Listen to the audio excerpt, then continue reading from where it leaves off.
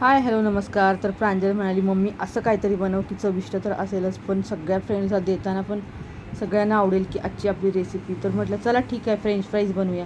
तर एक मोठ्या आकाराचा बटाटा घेतलेला आहे, त्याची वरची साल काढून घ्यायची आहे आणि अशा चौकोनी शेपमध्ये कट करून घ्यायचं. थोडाफार शेप इकडे तिकडे झाला तरी काहीच हरकत नाही हो, शेवटी पोटातच जाणार आहे की नाही. तर पाहू शकता आता व्यवस्थित असा कट करून घेतलेला आहे. एका बाजूला आपल्याला पाणी गरम करायला ठेवायचं आहे आणि गरम पाण्यामध्ये हे उकळवून घ्यायचं. साधारण 2-3 मिनटासाठी हे उकळवून घ्यायचं. हे उकळताना गॅसची फ्लेम फास्ट ठेवायची आहे आणि हे जास्त पण उकळवायचं नाही, 2-3 मिनटासाठीच उकळवायचं आहे. नंतर हे काढून घ्यायचं आहे चाळणीमध्ये आणि याच्यामधलं जे काही पाणी आहे ना ते सगळं कोरडं झालं पाहिजे. याच्यासाठी तुम्ही टिश्यूवरती हे पुसून घेऊ शकता किंवा मग कॉटनचा कपडा, स्वच्छ कॉटनचा रुमाल वगैरे असेल तर त्याच्याने पुसू शकता. आता पाहू शकता मी व्यवस्थित असं पुसून घेतलेलं आहे कॉटनच्या कपड्याने.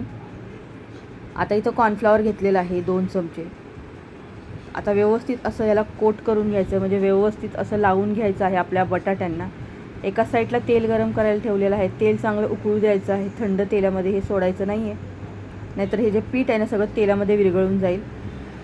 त्यासाठी तेल आहे ना कडक असावं आणि तळताना मीडियम फ्लेम ठेवावी, जास्त लो करून हे तळू नये. तर झालं काय, हे तळताच आमचे अर्धे संपले, कारण एवढे चविष्ट झालेले होते की प्रांजलला मला हे टिफिनला द्यायचे होते. तोपर्यंत मी आणि माझ्या मोठ्या मुलीने दोघींनी खाऊन टाकले.